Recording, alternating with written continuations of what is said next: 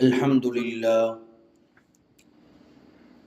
لله رب العالمين، والصلاة والسلام على سيد المرسلين وعلى آله وأصحابه الطاهرين والمسلمين والمؤمنين كلهم أجمعين. أما بعد، فأعوذ بالله من الشيطان الرجيم. بسم الله الرحمن الرحيم. ويسألونك ماذا ينفقون قل العفو كذلك يبين الله لكم الآيات لعلكم تتفكرون في الدنيا والآخرة. ويسألونك عن اليتامى قل إصلاح لهم خير وإن تخالطوهم فإخوانكم والله يعلم المفسد من المصلح ولو شاء الله لأعنتكم إن الله عزيز حكيم. وقال رسول الله صلى الله عليه وسلم: تركت فيكم أمرين لن تضلوا ما تمسكتم بهما كتاب الله وسنة رسول الله صلى الله عليه وسلم. وقال أيضا عن أبي هريرة رضي الله عنه أنه قال: قال رجل يا رسول الله عندي دينار، قال أنفقه على نفسه، قال عندي آخر، قال أنفقه على أهلك، قال عندي آخر، قال أنفقه على ولدك، قال عندي آخر، قال فأنت أبصر، أو كما قال رسول الله صلى الله عليه وسلم. சங்கை குறித்தான தாய்மார்களே, சகோதரிகளே, அல்லாஹ் சுப்ஹானஹு தஆலா அவன் நம்மீது மிகப்பெரிய அருள் பார்வை புரிந்து கொண்டிருக்கிறான் என்பதற்கு சிறந்த ஒரு உதாரணம், அல்லாஹ் அவனுடைய வேதமாக இருக்கக்கூடிய பரிசுத்த குர்ஆனுடைய வசனங்களை அதன் அர்த்தத்தோடும் விளக்கத்தோடும் பேசி கேட்டு அதை சிந்திக்கக்கூடிய ஒரு வாய்ப்பை அல்லாஹ் ஏற்படுத்தியிருக்கிறான். சங்கை குறித்தான் அல்லாஹ் நல்லடியார்களே, தாய்மார்களே, சகோதரிகளே, கடந்த வாரத்தில் சூரா பக்ராவினுடைய 219வது வசனம், வயஸ்அலூனக அனில் ஹம்ர், மதுவை பற்றி அவர்கள் கேள்வி கேட்கிறார்கள், சூதாட்டத்தை பற்றி கேள்வி கேட்கிறார்கள் என்று ஆரம்பிக்கக்கூடிய வசனம். அல்லாஹ் அதில் தெளிவாக சில பலன்கள் இருந்தாலுமே கூட ஆபத்தான மிகப்பெரிய விளைவுகளும் தீமையும் இருக்கின்றது என்பதை இந்த ஆயத் விளக்கியது. மிகப்பெரிய ஆபத்து தீமை ஏன் என்பதையும் நாம் தஃப்சீர்கள் மூலமாக விளக்கியிருந்தோம். ஆயத்துடைய 2வது பகுதி பாருங்க, வயஸ்அலூனக மாதா யுன்ஃபிகூன்.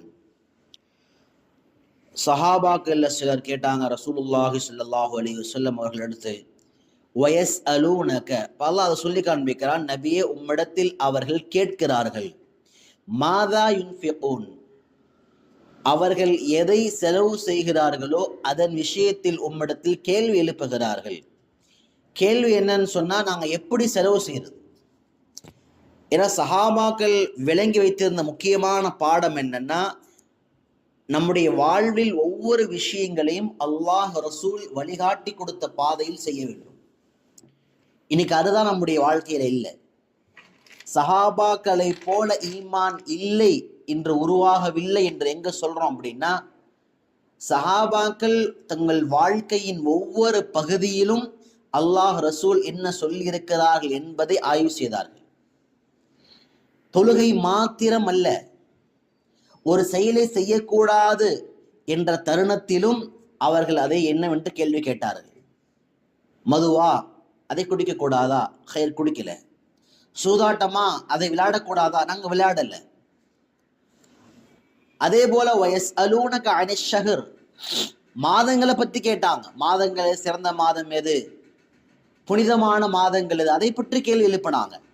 இப்ப சஹாபாக்களுடைய தாட் என்னவா இருந்துச்சு அப்படின்னா, வாழ்க்கையின் ஒவ்வொரு காரியத்திலும் அல்லாஹ் ரசூல் பொருந்தி கொண்ட பாதையைத்தான் செய்யணும்.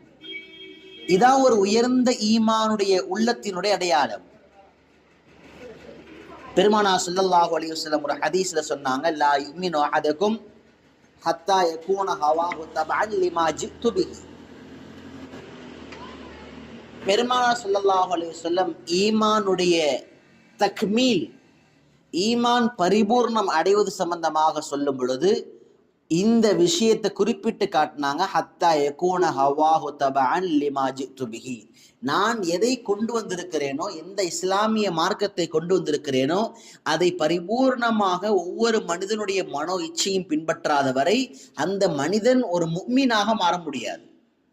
தபஅன், சில காரியங்களை பின்பற்றுவோம், சில காரியங்கள் நாங்கள் பின்பற்ற மாட்டோம், அதை பத்தி கேட்க கூட மாட்டோம். உதாரணமா தொழுகை அல்லாஹ் ரசூல் சொன்ன முறைப்படி, ஆனா நிக்காஹ் அல்லாஹ் ரசூல் சொன்ன முறைப்படி இல்லை. வியாபாரம் அல்லாஹ் ரசூல் சொன்ன முறைப்படி இல்லை. குடும்பத்தினுடைய கொடுக்கல் வாங்கல் அல்லாஹ் ரசூல் சொன்னபடி இல்லை. ஏன் இந்த அளவுக்கு அப்படின்னா, இன்றைய காலத்தை அல்லாஹ் பாதுகாக்கணும். கடன் கொடுப்பதை கூட அது எழுதி வைக்கின்ற, சாட்சிகளை ஏற்படுத்துகின்ற பழக்கம் இல்லாமல் இருக்கின்றது. ஆனா கடனை பற்றி அல்லாஹ் சுப்ஹானஹு வ தஆலா குர்ஆனில் சொல்கின்ற பொழுது ஏறத்தாழ ஒரு பக்கத்தினுடைய அளவிற்கு கடன் வாங்குதல், அதை கொடுத்தல் சம்பந்தமான விதிமுறைகள், அது சம்பந்தமான ஒழுக்கங்களை அல்லாஹ் சொல்லி தருகிறான். அப்போ ஒவ்வொரு விஷயத்திலையும் அல்லாஹ் ரசூல் என்ன சொல்லியிருக்கிறார்கள் என்பதை நாம் யோசிக்கிறோமா என்றால் மிகப்பெரிய கேள்விக்குறிதான். ஆனா சஹாபாக்கள் நமக்கு என்ன வித்தியாசம் அப்படின்னா, சஹாபாக்கள் தங்கள் வாழ்க்கையில் 100% வாழ்க்கையும் எல்லா செயல்களையும் அல்லாஹ் ரசூலுடைய கட்டளைகளோடு பொருத்தி பார்த்தார்கள். அப்ப அதனால சஹாபாக்களுக்கு மத்தியில் என்ன ஒரு கேள்வி எழுதுன்னா, மாதா யுன்ஃபிகூன், எதை செலவு செய்வது? இப்ப குர்ஆன்ல நிறைய செலவீனங்கள் செய்ய வேண்டும் என்று குர்ஆன்ல ஆயத்திறங்குது. மஸலுல்லதீன யுன்ஃபிகூன அம்வாலஹும் ஃபீ ஸபீலில்லாஹ், சூரா பக்ரால ஒரு ஆயத்து வருகிறது. அல்லாஹ்வுடைய பாதையிலே செலவு செய்யக்கூடியவருக்கு உதாரணம், கமஸலி ஹப்பத்தின் அம்பத சபஅ சனாபில ஃபீ குல்லி சும்புலத்தின் மிஅத்து ஹப்பா, தானியங்கள் நெற்கதிர்கள் ஒன்றுக்கு 700 7000 பெருகுவதை போல அவர்களுடைய தர்மங்களும் பெருகி கொண்டே போகும் என்று அல்லாஹ் சொல்கிறான். அதே போல அல்லாஹ் தர்மம் செய்ய வேண்டும் என்றும் குர்ஆன்ல அல்லாஹ் ஆர்வப்படுத்துகிறான். ஒமா அன்தகுதும் மின் கைரின், இது மாதிரியான வசனங்கள். கண்ணியத்திற்குரித்தான தாய்மால சகோதரிகளே, சஹாபாக்களுடைய கேள்வி என்ன அப்படின்னா, இப்படி செலவு செய்ய வேண்டும் என்று சொல்லப்படுகிறது, அந்த செலவினுடைய முறை எப்படி? மாதா யுன்ஃபிகூன். கண்ணியத்திற்குரித்தான தாய்மார்கள சகோதரிகளே, 2 நபர்கள் பெருமானார் ஸல்லல்லாஹு அலைஹி வஸல்லம் வந்தாங்க. 2 நபர்கள் யாரு? ஒன்னு முஆத் இப்னு ஜபல், 2வது ஸஅலபா. 2 பேர் முக்கியமான சஹாபிகள். முஆத் இப்னு ஜபலும் ஸஅலபா ரலியல்லாஹு அன்ஹு அவர்களும் ரசூலுல்லாஹி ஸல்லல்லாஹு அலைஹி வஸல்லம் அவர்களிடத்திலே வந்து கேட்டார்கள், யா ரசூலல்லாஹ், இன்ன லனா அரிகா வ அஹ்லீன், எங்களுக்கு குடும்பம் இருக்கின்றது, நெருக்கமான உறவுகளும் இருக்கிறார்கள். குடும்பத்தார் யாரை சொல்லுவோம்? நம்முடைய மனைவி, பெற்றோர், நம்முடைய பிள்ளைகள். உறவுகள் என்று சொன்னால் நம்முடைய தாயோடு பிறந்தவர்கள், தந்தையோடு பிறந்தவர்கள், நம்முடைய தாயோடும் தந்தையோடும் பிறந்தவர்களுக்கு பிறந்தவர்கள், நெருக்கமான உறவுகள். இப்ப இன்னலனா அரிகா வ அஹ்லீன், எங்களுக்கு உறவுகளும் இருக்கிறார்கள், குடும்பம் இருக்கிறார்கள். ஃபமா நுன்ஃபிக் மின் அம்வாலினா, நாங்கள் எங்கள் பொருளாதாரத்தை எப்படி செலவு செய்வது?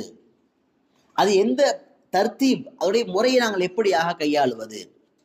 இதை கேட்ட உடனே பெருமானார் ஸல்லல்லாஹு அலைஹி வஸல்லம் பதில் சொல்வதற்கு முன்பாக ஃபஅன்ஸலல்லாஹு தபாரக வ தஆலா, அல்லாஹ் ஆயத்திறக்குகிறான், வ யஸ்அலூனக மாதா யுன்ஃபிகூன், செலவு செய்வதை பற்றி பெருமானார் உம்மிடத்திலே அவர்கள் கேள்வி எழுப்புகிறார்கள். அப்ப இந்த வசனம் அந்த சமயத்துல தான் இந்த வரி இறங்கியது, வ யஸ்அலூனக மாதா யுன்ஃபிகூன். பதில் என்ன சொல்லப்பட்டுச்சு? குல், நபியே நீங்கள் சொல்லுங்கள், அல் அஃப்வ, எது உபரியாக இருக்கின்றதோ அதை செலவீனமாக செய்யுங்கள்.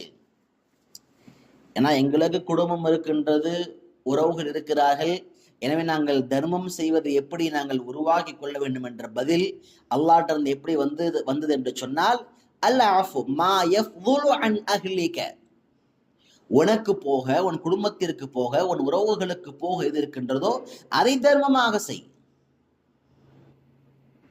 கதாலிக், இவ்வாறே யுபையினுல்லாஹு லக்கும், அல்லாஹ் உங்களுக்கு தெளிவுபடுத்துகிறான். அல் ஆயாத், அல்லாஹுடைய அத்தாட்சிகளை அல்லாஹ் உங்களுக்கு தெளிவுபடுத்துகிறான்.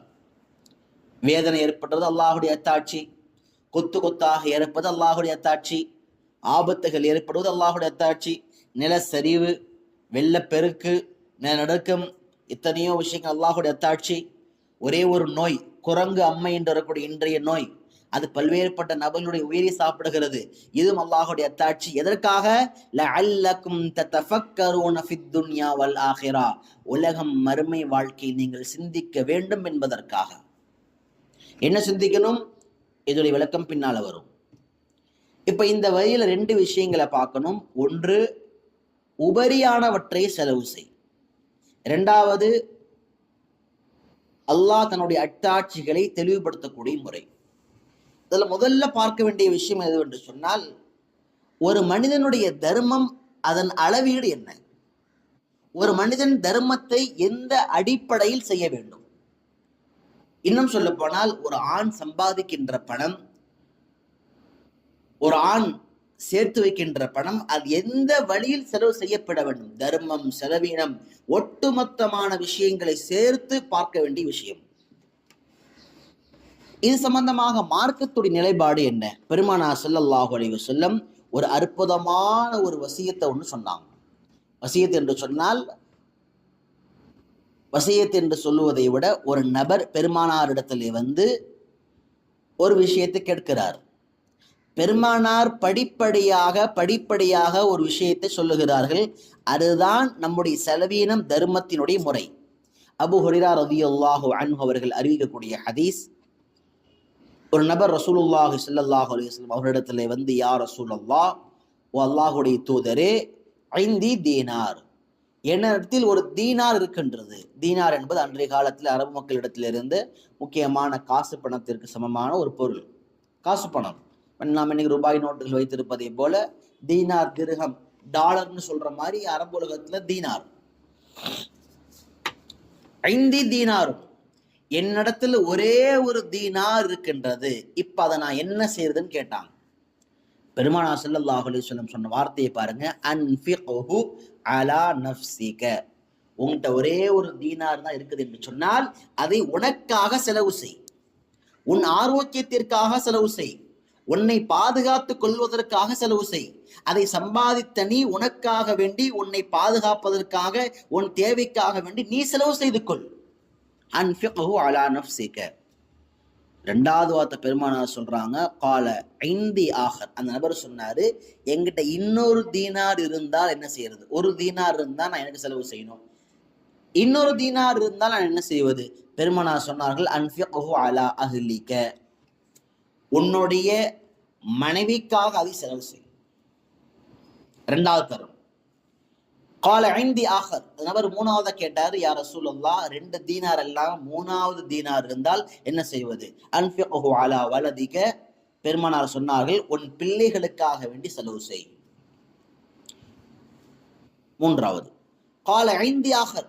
நாலாவது கேட்டார், யா ரசூலல்லாஹ், நாலாவதாக ஒரு தீனார் இருந்தால், இன்னொரு தீனார் இருக்குமே, நான் என்ன செய்வது? பெருமானார் ஸல்லல்லாஹு அலைஹி வஸல்லம் அவர்கள் சொன்னார்கள், ஃபஅன்த அப்ஸர், நீயே மிக தெளிவானவன், நீயே மிக அறிந்தவன்.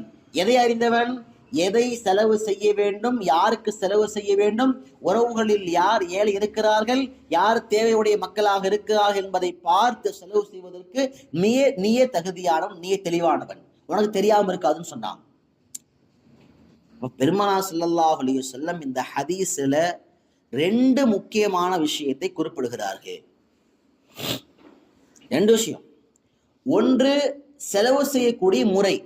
இப்போ ஒரு ஆண் முதலாவதாக சம்பாதிக்க ஆரம்பிக்கிறான் என்று சொன்னால், இப்ப இன்னைக்காலது சொல்ல போனோம்னா பெண்கள் கூட சம்பாதிக்கிறாங்க.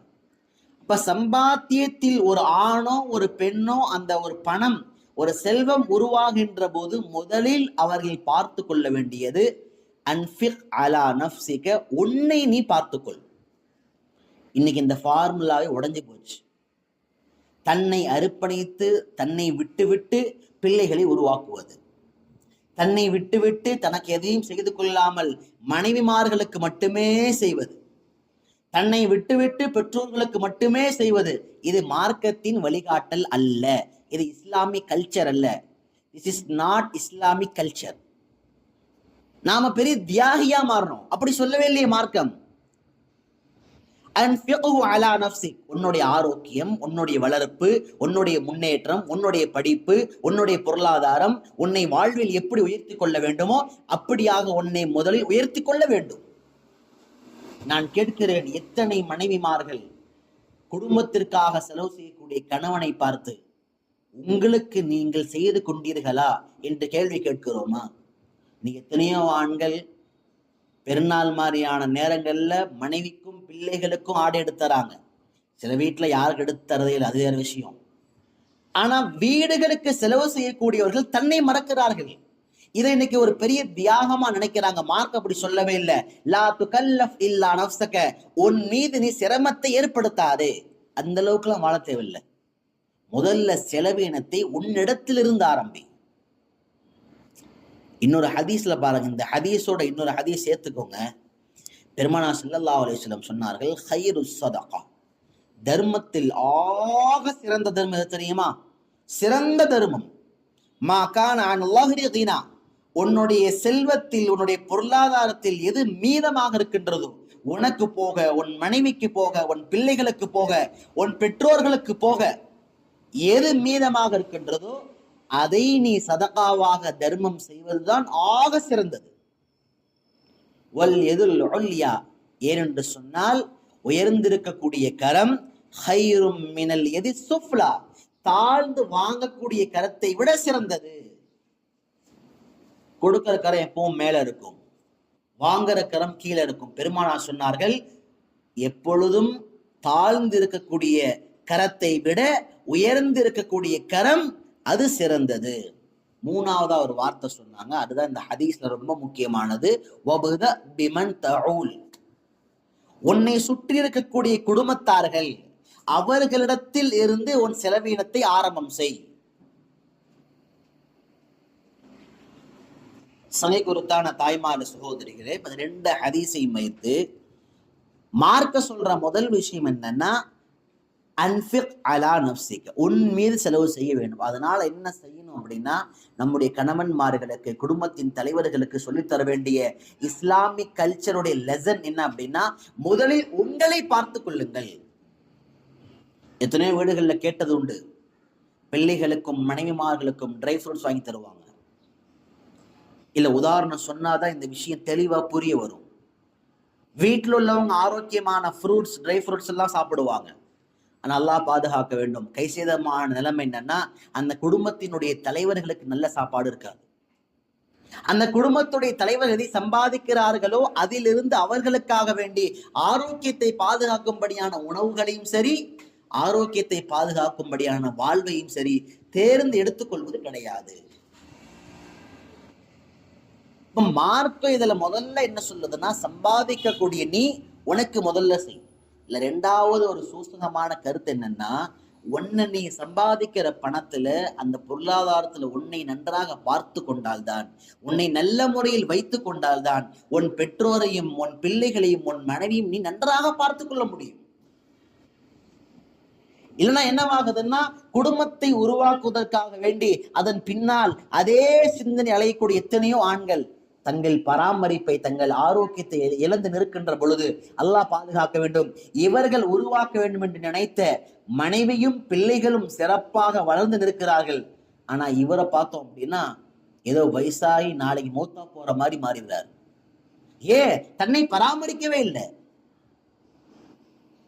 இந்த கல்ச்சர் முழுக்க முழுக்க அகைன்ஸ்ட் இஸ்லாம், இஸ்லாமுக்கு எதிரான கொள்கை. அப்ப இந்த விஷயங்களை நாங்க எங்களுடைய கணவன்மார்களுக்கு, எங்களுடைய வீட்டின் தலைவர்களுக்கு இதை நாங்கள் முழுமையாக புரிய வைக்க வேண்டும். ஏன்னா நாம இன்னைக்கு எதையோ ஒன்ன எடுத்துக்கிட்டு இதுதான் இஸ்லாமிய கல்ச்சர் நினைக்கிறோம். ஒரு சில நபர்கள் இஸ்லாத்தினுடைய கலாச்சாரத்தை மதிப்பதே கிடையாது. ஆனா ஒரு சிலர் எப்படின்னா, ஒரு சில விஷயங்களை மனதில் நினைத்து கொண்டு இதுதான் இஸ்லாமிய கலாச்சாரம், நம்மை அர்ப்பணித்து நம்மை தியாகம் செய்து நமக்கென்று ஒன்றும் இல்லாமல், சில பேர் பாத்தீங்கன்னா சம்பாதிக்கிற பணத்துல மனைவிக்கு சொத்து வாங்கி போடுவாங்க, பிள்ளைகள் சொத்து வாங்கி போடுவார். பாவம் கடைசி காலத்துல இவர் பிச்சைக்காரரா இருப்பாரு. முதல் செலவீனம் உனக்காக, உன்னை பாதுகாத்துக் கொள்வதற்காக, உன் இருப்பை உறுதி செய்வதற்காக நீ செய்ய வேண்டும். இரண்டாவது பாருங்க, பெருமானார் ஸல்லல்லாஹு அலைஹி வஸல்லம் சொன்னாங்க, ஒருவேளை உனக்கு செஞ்சதுக்கு போக பொருளாதாரம் இருக்குமையினால் அன்ஃபிக்ஹு அலா அஹ்லிக, உன் மனைவிக்கு நீ செய்யன்னு சொன்னாங்க. இன்னைக்கு சில ஆண்களுடைய தவறான சிந்தனை என்னன்னா, அதான் வீட்டுல எல்லா பொருளும் வாங்கி போட்டுறோமே, அப்புறம் என்னங்க தனியா வேற செலவு செய்யறது, அதுக்கு இதுக்கு சம்பந்தமே இல்லை. வீட்டுல பிள்ளைகள் இருப்பார்கள், பெற்றோர் இருப்பார்கள், வயதான மக்கள் இருப்பார்கள், மனைவி இருப்பார்கள். எல்லோருக்கும் தேவையான பொருளை வாங்கி தருவது மாத்திரம் மனைவிக்கு செய்யக்கூடிய கடமை அல்ல. தவறான புரிதல். மனைவிக்கு செய்ய வேண்டிய கடமை என்பது, ஒரு பெண் அந்த மனைவி ஒரு மாதம் முழுக்க நிர்பந்தமான அடிப்படையான தேவையை எதையெல்லாம் சந்திக்கிறாளோ அதை நடுநிலையான கணக்கை எடுத்து தனிப்பட்ட முறையிலே மனைவிக்கு பணத்தை தர வேண்டும். This is very very important point. ஏன் அப்படின்னா, இன்னைக்கு எல்லா பிரச்சனைக்கு காரணமே இந்த முசிபத்து தான். எப்ப இந்த ஆண்கள் மனைவிமார்களுக்கு பணம் தருவதை நிறுத்த ஆரம்பித்தார்களோ, உனக்கு தனியா உனக்குன்னு ஒரு அக்கௌண்ட் ஆரம்பிச்சு பணம் போடணுமா அப்படின்னு மார்க்கம் சொல்லியிருக்குதா? சொல்லியிருக்கின்றது. அன்ஃபிக்ஹு அலா நஃப்ஸிக், அன்ஃபிக்ஹு அலா அஹ்லிக். உன் மனைவிக்கு செலவு செய். தனியாக உன் மனைவிக்கு தேவையான ஆடை, உன் மனைவிக்கு தேவையான நிர்பந்தமான பொருட்கள், உன் மனைவி செல்போன் பயன்படுத்தினால் அதற்காக ரீசார்ஜ் செய்வது, இன்னும் எதெல்லாம் ஒரு மனைவிக்கு ஒரு மாதத்தில் அடிப்படை தேவை இருக்கின்றதோ. சில பேருக்கு அடிப்படை தேவை மாசம் 2 லட்சம் கூட இருக்கும். ஷாப்பிங் மால்ல இருந்து ஆரம்பிச்சு மாசத்துல முதல் 10 நாள்ல 2.5 லட்சம் செலவு செய்யற பெண்கள் இருக்கிறாங்க. அது அடிப்படை செலவு அல்ல. சில பெண்களுக்கு நாங்க ராபித் பஷரியா மாதிரி, எங்களுக்கு மாசம் 500 1000 ரூபா கூட செலவு இல்லைங்க, நாங்க அவ்வளவு பத்திரித்தனமான பெண்களுங்க. ரெண்டுமே தவறு. ரெண்டினுடைய அளவை வைப்பது தவறு. நடுநிலை என்பது ரெண்டுக்கும் மத்தியில ஒரு 5000 முதல் கொண்டு 7000 10,000 வரைக்கும் ஒரு மனைவிக்கு கொடுக்க வேண்டும். இன்னைக்கு இதெல்லாம் பகிரங்கமா பயான்ல சொல்லக்கூட முடியல. சொன்னால் நமக்கு பிரச்சனை ஆயிருது. கண்ணியத்திற்கு குறித்தான தாய்மார்ல சகோதரிகளே, என்ன பிரச்சனை உருவாச்சு இந்த கடந்த காலங்கள்ல அப்படின்னா, மனைவிக்கு தனியாக பொருளாதாரம் கொடுப்பதை, அவங்க பேங்க் அக்கௌண்ட்ல அவங்களுக்குன்னு ஒரு அமௌண்ட்டை மாதம் கொடுக்காததின் விளைவு என்ன ஏற்பட்டுச்சுன்னா, தன்னை போல தானா பெண்கள்கிட்ட ஒரு சிந்தனை உருவானது, இனிமேல் இந்த ஆண்களை நம்பி வாழக்கூடாது, சுய சம்பாத்தியம் தேவை. என்ன மென்டாலிட்டி உருவாயிருச்சுன்னா, ஆண்கள் ஏதோ சம்பாதிக்கின்ற முதலாளிகளை போலவும் நாம் அடிமைகளை போல வாங்குற மாதிரி இருக்குது. ஒரு செலவு செய்யறதுன்னா இவ்வளவு தடவை போன் பண்ணி கெஞ்ச வேண்டியதா இருக்குது. இந்த நிலைமையில இருக்கிறதுனால தான் இனிமேல் என் பிள்ளையாவது வேலைக்கு போகணும்னு சொல்லி பிள்ளைகளை ஐடி டிபார்ட்மெண்ட் பக்கமாகவும் வேலையின் பக்கமாக நகர்த்துகிறோம். இதை செஞ்ச முதல் தவறு யாரு? ஆண்கள் மேல.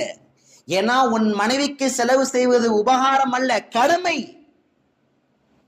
எப்படி விளங்க வைக்கணும்னா, உங்களுடைய ஆண் பிள்ளைகளுக்கு, நீ வளர்ந்து பெரிய ஆளாகி திருமணமாகி சம்பாதிக்கின்ற பொழுது உன்னுடைய 1 ரூபாயில் 50 பைசா உன்னுடையது, மீதி 50 பைசா உன் மனைவியுடையது. நீ மாசம் 25,000 சம்பாதிச்சன்னா 12,500 ரூபாய் உன் மனைவியுடைய காசை போலத்தான். நீ 1 ரூபாயை கொண்டாடினால் அதில் பாதிக்கு பாதி அந்த உரிமை கொண்டாடுவதற்கு மனைவிக்கு உரிமை இருக்கின்றது. ஏன்? உன் மனைவி உன் பிள்ளைகளையும் உன் வீட்டையும் உன் செல்வத்தையும் உன் அடையாளத்தையும் அவள் இடத்தில் இருந்து பாதுகாத்து வருவதன் காரணமாகத்தான் நீ நிம்மதியாக வெளியே சென்று சம்பாதிக்கிறாய். சும்மாலாம் இல்லை. இன்னைக்கு ஆண்களுடைய மட்டமான புத்தி என்னன்னா, நான் தானே சம்பாதிச்சு எல்லாம் பண்ணேன், நீங்க சம்பாதிக்கல வாப்பா. நீங்கள் சம்பாதிப்பதற்கு உங்கள் துணைவியார் துணையாக இருந்தார்கள், 2 பேரும் சேர்ந்து சம்பாதிச்சிங்க. இதுதான் ரியாலிட்டி. இதுதான் இஸ்லாம் சொல்ற அந்த அழகிய பண்பாடு. இதை உங்க பிள்ளைகளுக்காக புகுத்தணும். ஒரு ஜெனரேஷன் முடிஞ்சு போச்சு.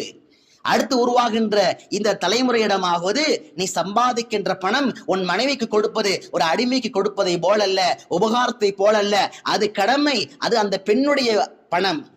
என்ன சொல்ல போனா, நீ நல்லபடியா சம்பாதிக்க காரணமே உன் மனைவிதான். ஒரு ஹதீஸ்ல எவ்வளவு நுட்பங்கள் பாருங்க, பிலாசபி, எத்தனை சைக்காலஜிக்கல் பாயிண்ட். இதை நம்ம பேசுறதே இல்லை சமுதாயத்துல.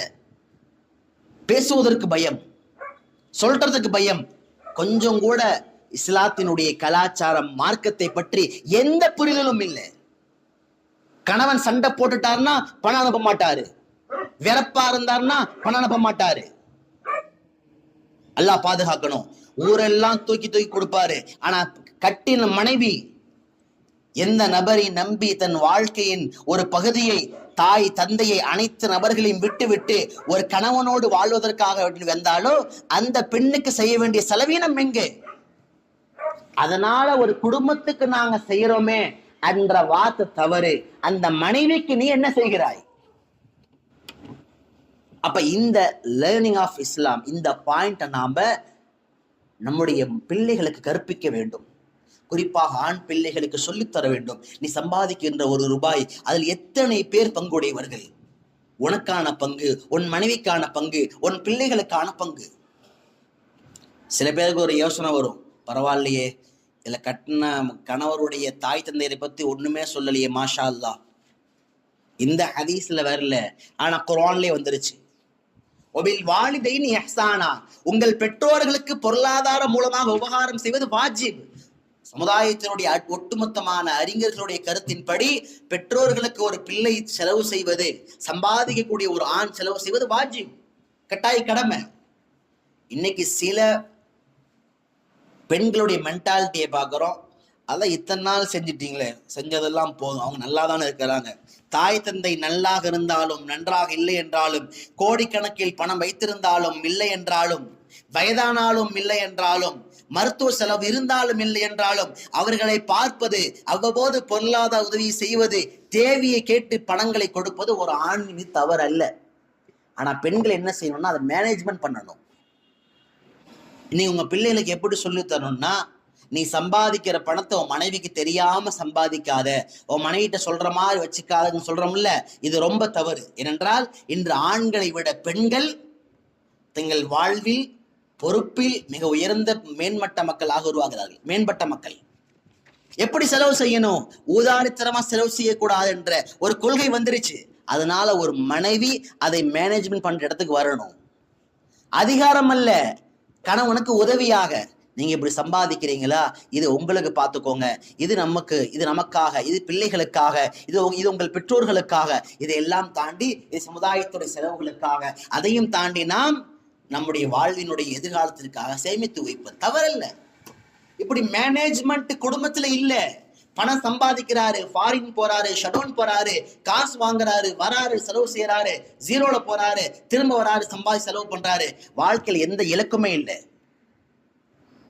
ஒவ்வொரு நபர்களுக்கும் தனித்தனியாக செய்ய வேண்டிய செலவினங்கள் எங்கே? அதனால எப்ப இந்த ஆண்களுக்கு மட்டமான கொள்கை உருவானதோ, அதாவது தனியா மனைவிக்கெல்லாம் எதுக்குங்க காசு தரணும் என்று இஸ்லாமிய கலாச்சாரத்தை புரிந்து கொள்ளாமல் தவறான சிந்தனை எப்போ உருவானதோ அப்பொழுதுதான் பெண்கள் சமுதாயத்தில் ஒரு குரல் எழ ஆரம்பித்தது, இனிமேல் நாம் நமக்காக சம்பாதிக்க வேண்டும். அப்ப எங்க இஸ்லாமிக் கல்ச்சருடைய முதல் பாயிண்ட், அதனுடைய ஆரம்ப நிலை உடைக்கப்படுகின்றதோ அதனுடைய அடுத்தடுத்த நிலைகளும் உடைக்கப்படுகின்றது. ஆண்கள் சரியாக இருந்திருந்தால் இன்று பெண்கள் சரியாக இருந்திருப்பார்கள். இன்னைக்கு திருமணமாகக்கூடிய ஆண்களுக்கு நாம சொல்ற பெரிய கவுன்சிலிங் அட்வைஸ் என்னன்னா, கல்யாணம் ஆன உடனேயே உன் மனைவி பேர்ல ஒரு அக்கௌண்ட் இருக்கணும். உன் மனைவியுடைய அக்கௌண்ட்ல எப்போ பணம் இருக்கணும்.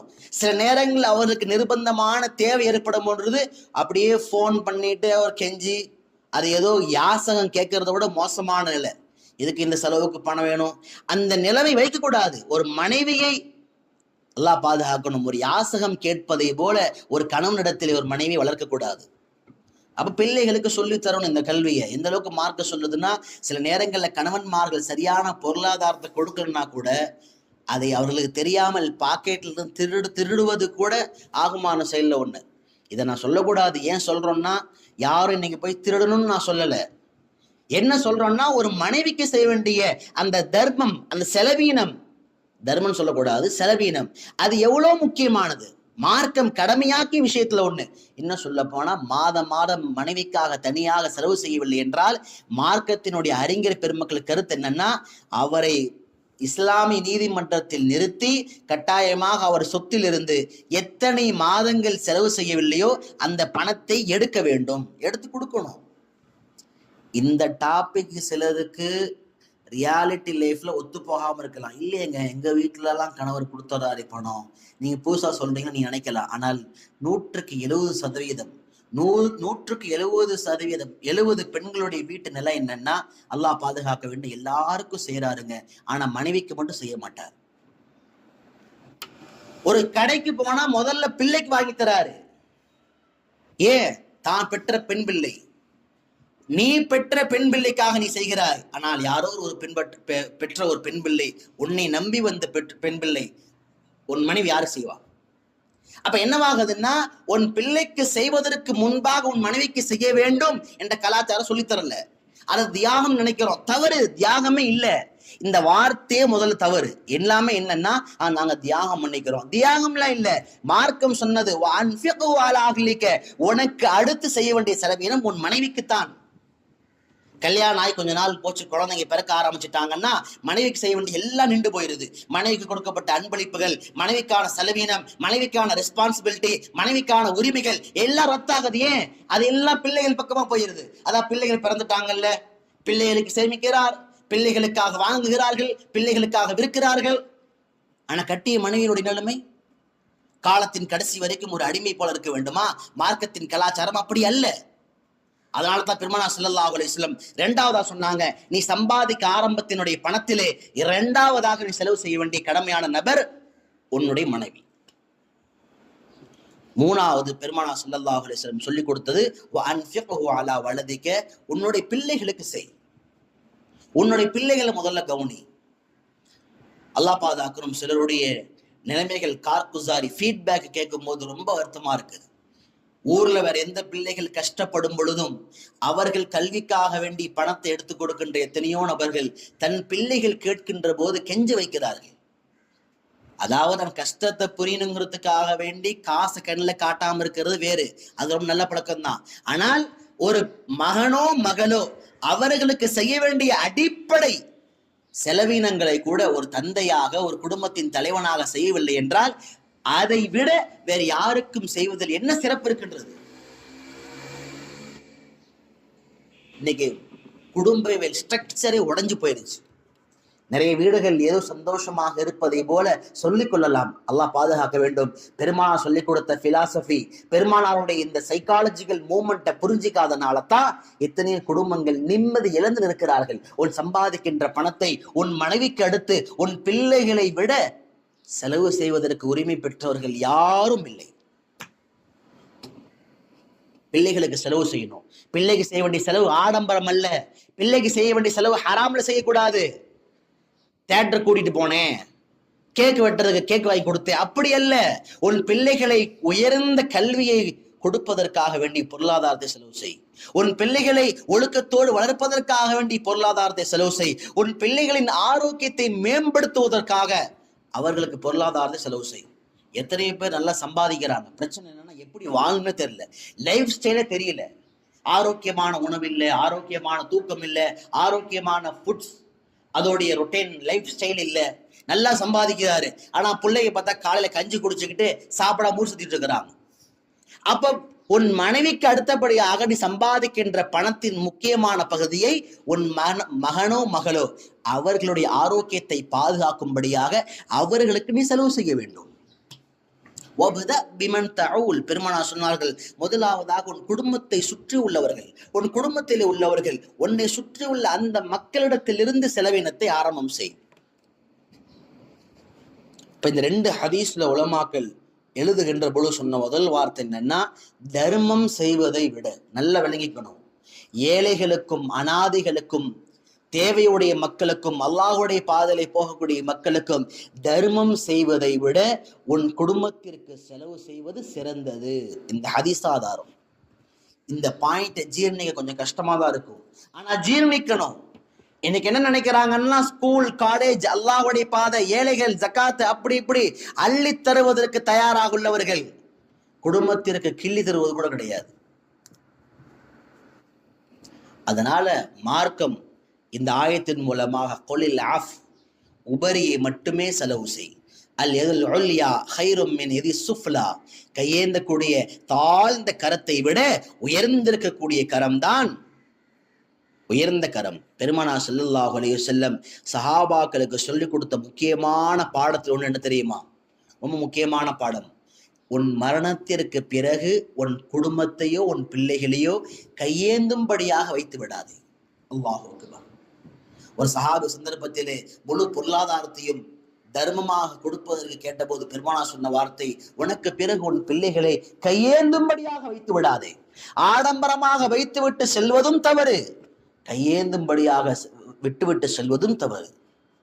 எனவே குடும்பத்தார்கள் கையேந்தாதபடியாக அவர்கள் தேவைகளை அவர்கள் கேட்பதற்கு முன்பாக தானாக முன்வந்து கடமையினை உணர்ந்து அதை செய்ய வேண்டும் என்பதை மார்க்கம் அழகாக சொல்லும்.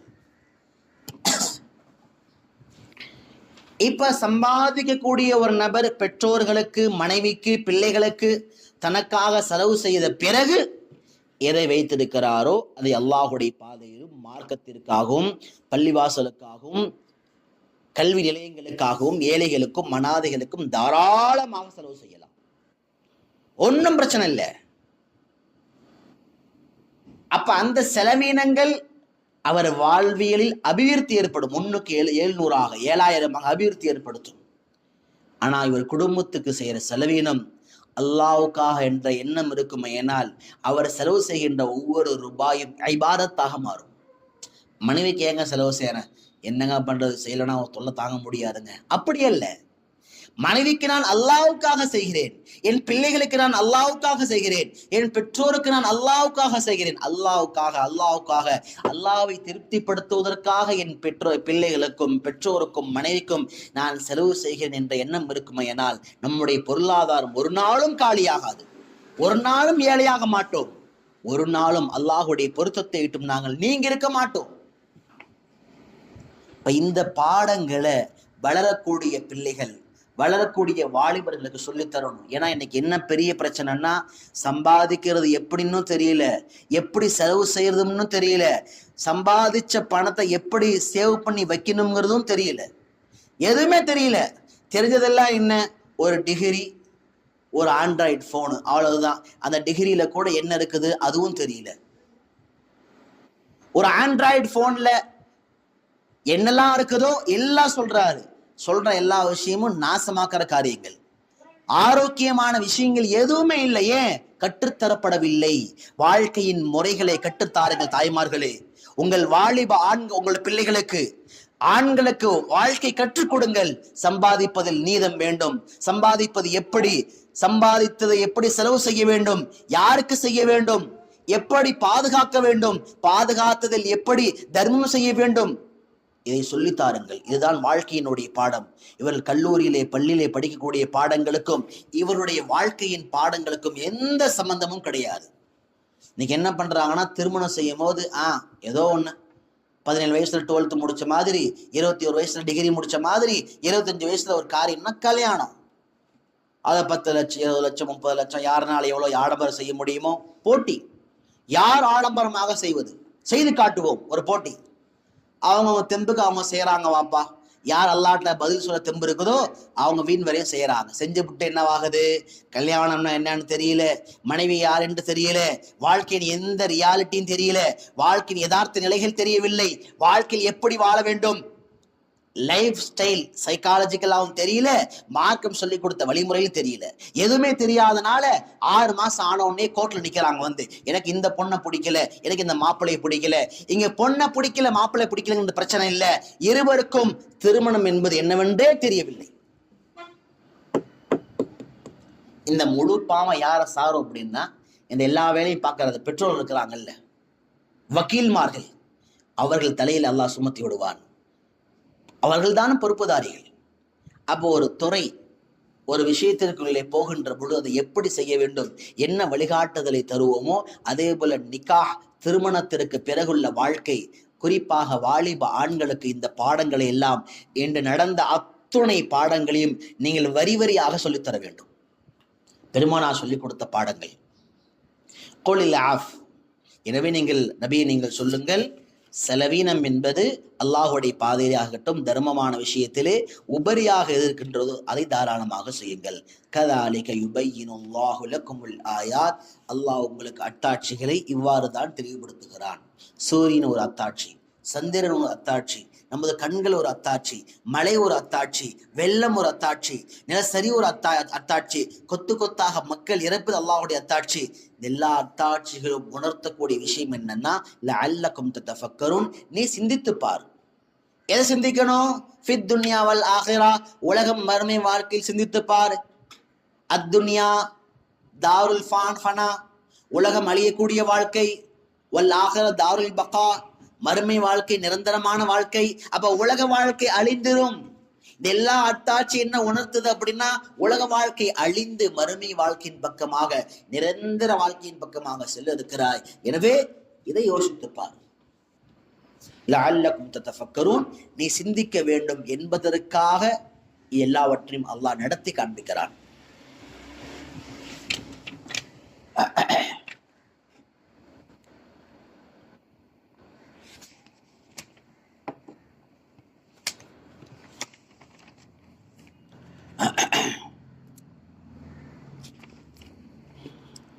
கணித குறித்தான தாய்மால சகோதரிகளே, அடுத்த ஆயத்து 220. வயஸ்அலூனக அனில் யதாமா. அதே சஹாபாக்கள் உம்மிடத்தில் அனாதைகளை பற்றி கேள்வி கேட்கிறார்கள். நபியே, நீங்கள் சொல்லுங்கள், இஸ்லாஹுல் லஹும் கைர், அவர்களுக்கு நலவை நாடுவது, சீர்திருத்தத்தை நாடுவது சிறந்த காரியமாகும். வஇன் துஹாலிதூஹும், நீங்கள் அந்த அனாதைகளோடு கலந்து விட்டால், ஃபயஹ்வானுக்கும், அவர்களும் உங்களுடைய சகோதரர்கள். கலந்து விட்டால் இந்த அர்த்தம் என்னவென்று சொன்னால், குடும்பத்தில் ஒருவராக ஆகிவிட்டால், ஒரு அனாதையான பிள்ளை தத்தெடுக்கிறோம், அனாதைகளான பிள்ளைகளை பராமரிக்க ஆரம்பித்து விட்டோம் என்றால் அவர்களும் உங்களுடைய சகோதரர்கள் தான். அல்லாஹு யஅலம், அல்லாஹ் அறிகிறான், அல் முஃப்ஸித மினல் முஸ்லிஹ், சீர்திருத்தம் செய்யக்கூடியவன் யார், குழப்பம் செய்யக்கூடியவன் யார் என்பதை அல்லாஹ் பிரித்து அறிகிறான். வலவ் ஷா அல்லாஹ், அல்லாஹ் ஒருவேளை நாடி இருந்தால், லஅனதகும், உங்களையும் சிரமத்தில் ஆழ்த்தியிருப்பான். லஅனதகும்னா சிரமத்தில் ஆழ்த்தியிருப்பான். இதோட ஆயத்து முடியுது. இன்னல்லாஹ அஸீஸுன் ஹகீம், அல்லாஹ் மகத்துவம் மிக்கவனாகவும் நுட்பம் மிக்கவனாகவும் இருக்கிறான். இந்த ஆயத்தை வெளிப்படையா பார்க்கும் பொழுது அர்த்தங்கள் விளங்குது. ஆனா சில வார்த்தைகளுக்கு விளக்கம் இல்லாமல் இந்த ஆயத்து புரியாது. முதல்ல சஹாபாக்களுக்கு மத்தியில இருந்த ஒரு பழக்கம் என்னன்னா, அல்லாஹ் ஒரு விஷயத்தை தெளிவாக சொல்லியிருந்தான், இன்னல்லதீன யகுலூன அம்வாலல் யதாமா ظுல்மன், அனாதைகளுடைய பொருளாதாரத்தை, அவர்கள் செல்வத்தை யார் சாப்பிடுகிறாரோ, அநியாயமாக யார் சாப்பிடுகிறாரோ, இன்னமா யகுலூன ஃபீ புதூனிஹிம் நாரா, அவர்கள் தங்களுடைய வயிறுகளில் நெருப்பை சாப்பிடுகிறார்கள். வஸயஸ்லௌன ஸஈரா, விரைவில் இவர்கள் எல்லோரும் சயீர் என்ற நரகத்திற்கு செல்வார்கள். இது ஆரம்பமா இறங்கின ஆயத்து.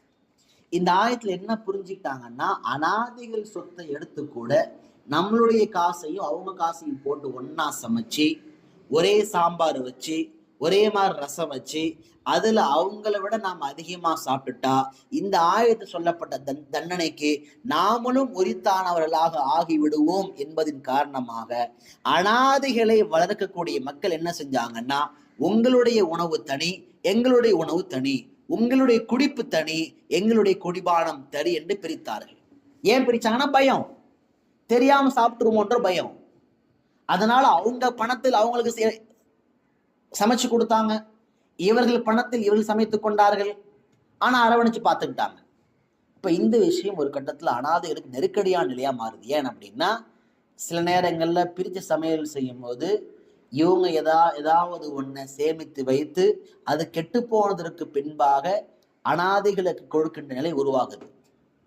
உதாரணமா, இவங்க சாப்பிட்டு காலைல எழுந்து போயிடறாங்க 9 மணிக்கு, அந்த அனாதை ஒரு 11 மணிக்கு வராருன்னா அதை எடுத்து வச்சு பாதுகாத்து கொடுக்காம கெட்டு போயிடுது சில நேரங்கள்ல. அதனால அந்த பிரிப்பு தனித்தனியா வைப்பதன் காரணமாக சில நேரங்களில் கெட்டு போகின்ற உணவு போகும்படி ஆகுது. இந்த நிலை பரவுது மக்கள் முழுவதுமாக. அப்ப இந்த விஷயம் பெருமானார் ஸல்லல்லாஹு அலைஹி வஸல்லம் வருது. இப்படி நடக்குதா இல்லையா? நாம மதியம் சமைக்கிற சாம்பார் ரசம் ஏதோ ஒண்ணு அதை ஃப்ரிட்ஜில் எடுத்து வச்சு 1 நாள் 2 நாள் கழித்த பிறகு ஒரு ஏழை பாவம், ஒரு அப்பாவி ஏழை வரும் பொழுது அந்த ஃப்ரிட்ஜில் இருக்கக்கூடிய உணவையோ சாம்பாரையோ ரசத்தை எடுத்து கொடுத்து அதை அவர் சாப்பிட்டுட்டு போய் ஹாஸ்பிட்டல்ல 3 நாள் படுத்திருக்கிறார். எவ்வளவு சிறந்த தர்மம்! இப்படிப்பட்ட தர்மம் செய்யறது சும்மா இருந்துட்டு போயிடலாம் பேசாம. அதை அவர் கொடுத்து அவர் சாப்பிட்டு அவருக்கு உடம்பு வீணா போய் அல்லாஹ் பாதுகாக்கணும். எப்ப ஃப்ரிட்ஜுடைய கலாச்சாரம் வந்ததோ, அறிஞர் பெருமக்கள் அழகாக சொல்வார்கள், குளிர்சாதன பெட்டிகள் வந்ததற்கு பிறகு இஸ்லாமிய மக்களுடைய மனங்கள் குறுகி போய்விட்டது. குறிப்பாக பெண்கள் எதை சாப்பிட்டாலும் மிச்சத்தை தூக்கி ஃப்ரிட்ஜில் வைக்கணும். முன்னாடி கலாச்சாரம் எப்படி இருந்துச்சு அப்படின்னா, இஸ்லாமிய கலாச்சாரம் ஒவ்வொரு நேர உணவும் வீட்டுல 5 பேர் என்றால் சமைக்கின்ற உணவு 6ஆக சமைப்பார்கள். ஏன்? யாராவது ஒரு யாசகனோ விருந்தாளியோ வழிபோக்கனோ ஒரு அனாதையோ யாரேனும் ஒருவர் வருவார்கள் என்ற விசாலமான நம்பிக்கை. இன்னமல்லாமாலு பின்னியார், எல்லா செயலுமே எண்ணத்தின் அடிப்படையில் நடப்பதால் அப்படி சமைக்கிறதுனால ஒருத்தர் வருவார் வீட்டுக்கு. எப்பவுமே ஒவ்வொரு வேளையும் ஒரு உணவு அதிகப்படியாக இருக்கும். ஒருவேளை வரனாலுமே கூட அந்த உணவை கொண்டு போய் தேவையுடைய மக்களுக்கு கொடுப்பார்கள். ஆனா கார்பெட்டுடைய காலம், ஆண்ட்ராய்டுடைய காலங்கள் சுருங்கி விட்டது. இன்னைக்கு என்னன்னா, வீட்டுல 5 பேர்னா சமைக்கும் போது 4 பேர் சமைக்கிறாங்க. ஒருத்தர் போய் வெளியே சாப்பிட்றாரு. அப்படியே அதுல ஏதாவது ரசமோ சாணா மிச்சமாயிட்டா கூட பத்திரப்படுத்தி எவ்வளவு பாதுகாப்பா உள்ள எடுத்து வச்சு, அது 2 நாள் போன பின்னால, ஒரு நாள் போயிருந்தா வீட்டுல ஆண்கள் சாப்பிடுவாங்க, இன்னொரு நாள் போயிருந்தா வெளியில் வரக்கூடிய ஏழைகள் சாப்பிடுவாங்க. வீட்டுல ஆண்கள் சாப்பிடுவாங்கன்னு மாத்திரமல்ல, பெண்களும் கூட சாப்பிடுவாங்க. ஆனா என்னவாகுதுன்னா, உள்ளத்தினுடைய விசாலத்தினம் போயிருது. இஸ்லாமிய கலாச்சாரம், இஸ்லாம் சொல்லிக் கொடுத்த பண்பாடு போயிருது. உங்கள் உணவை நீங்கள் ஏழைகளுக்கும் அனாதைகளுக்கும் உங்களுக்கு அருகாமையில் இருக்கக்கூடிய மக்களுக்கு நீங்கள் பிரித்து கொடுங்கள். நீங்க யோசிச்சு பாருங்க, ஒரு ஊர்ல ஒரு மஹல்லால நாம் ஒவ்வொரு வேளையும் ஒரு வேளை அதிகப்படியான உணவை சமைத்து ஒரு ஏழையை தேர்ந்தெடுத்து, எப்பா 3 நேரமும் வந்துரு வீட்டுக்கு, நான் ஒவ்வொரு நேரமும் அதிகப்படியா நாங்க சமைப்போம், வந்து வாங்கிட்டு போப்பான்னு ஒவ்வொருத்தரும் பொறுப்பெடுத்து கொண்டால், இஸ்லாத்தினுடைய அடிப்படை இந்த சிஸ்டம் இருக்கிறது, ஏழைகள் என்ற சமுதாயத்தை முழுமையாக அழித்துவிடும். ஏழைகள் இல்லாம இருவாங்க. ஏன்னா ஏழைகளுக்கு எப்ப 3 வேளை சாப்பாடு கிடைக்க ஆரம்பிச்சிருந்தோ, அல்லாஹ்வுடைய கிருபையினால் அவர்கள் வாழ்வின் அடுத்த கட்டத்திற்கு போகுவதற்கு அது வாய்ப்பாக இருக்கும். ஆனா யார் இன்னைக்கு வீட்டிலே சோறு போறது இல்லை. வீட்டுல இருக்கிற பிள்ளையை நீ சாப்பிடாத, வெளியே போகும், உனக்கு சாப்பிட ரைட்ஸ் இல்லைன்னு பேசுறோம்.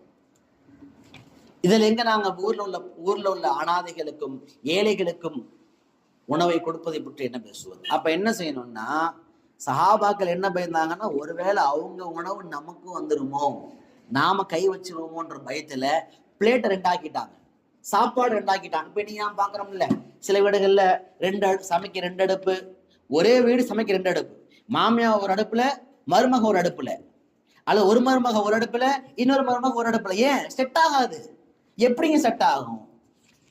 வாழ்க்கையினுடைய இஸ்லாமிய கலாச்சாரம் எந்த வீடுகளில் பின்பற்றவில்லையோ, ஒற்றுமை இருக்காது, சந்தோஷம் இருக்காது, பிரியம் இருக்காது, மஹப்பத் இருக்காது, விட்டு போகக்கூடிய தன்மை இல்லை, பொறுத்து கொள்ளக்கூடிய தன்மை இல்லை. அட்ஜஸ்ட்மெண்ட் வார்த்தையே குழி தோண்டி புதைச்சிட்டாங்க.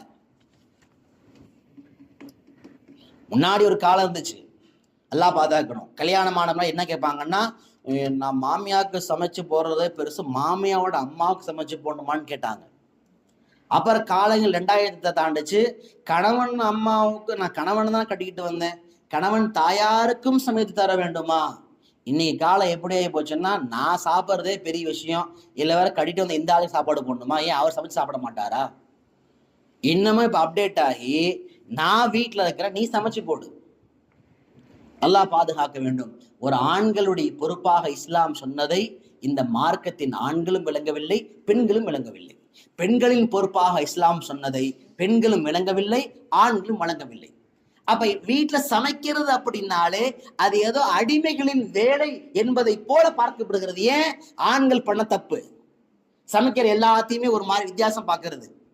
நான் வந்த பின்னால்தான் நீ சாப்பிடணும், நான் வச்ச மிச்சத்தை தான் நீ சாப்பிடணும், சமையல் கட்டிலே நீ சமைக்கணும், நான் சமைக்க மாட்டேன், நான் கிளாஸ்ல எடுத்து வைக்க மாட்டேன். ஒரு டீ போறதுனா கூட மனைவி எழுப்பித்தான் போடுவார், அவ்வளவு உத்தமர்.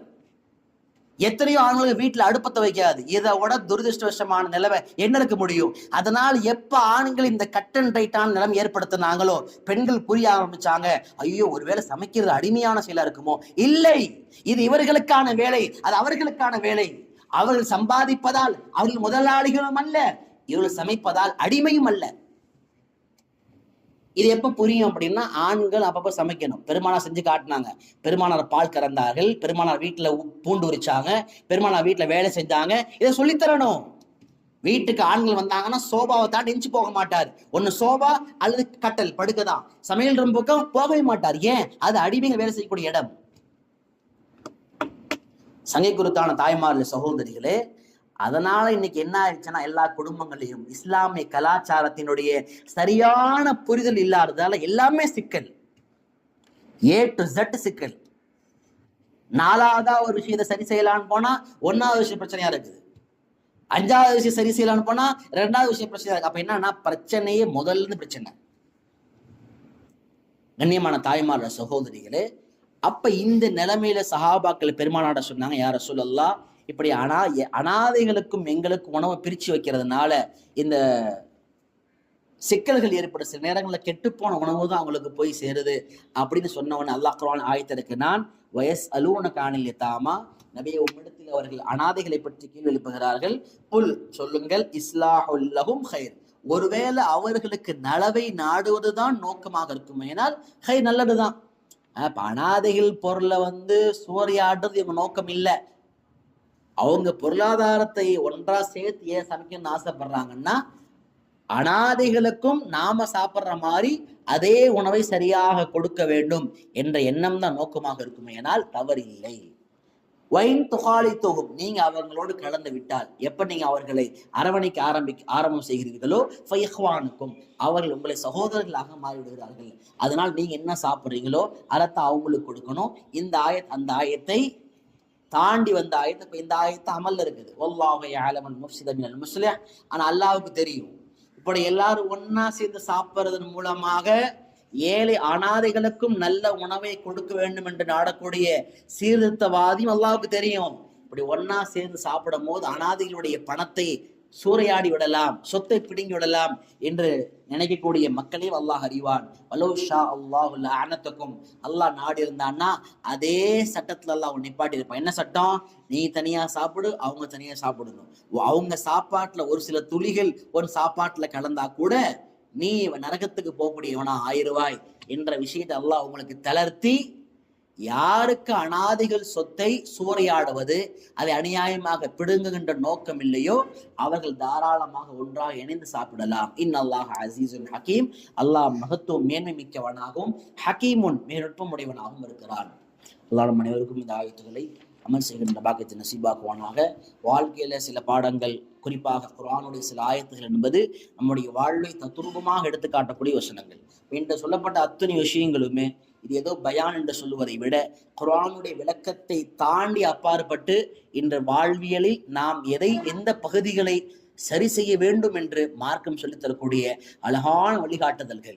எப்பொழுது வரை மார்க்கம் சொல்லக்கூடிய இந்த முறைகளை எல்லாம் பின்பற்றி நம்முடைய வாழ்க்கையை சரி செய்ய மாட்டோமோ, முழுமையான நிம்மதி என்ற வார்த்தை நம்முடைய வாழ்வில் நாம் பார்க்க இயலாது.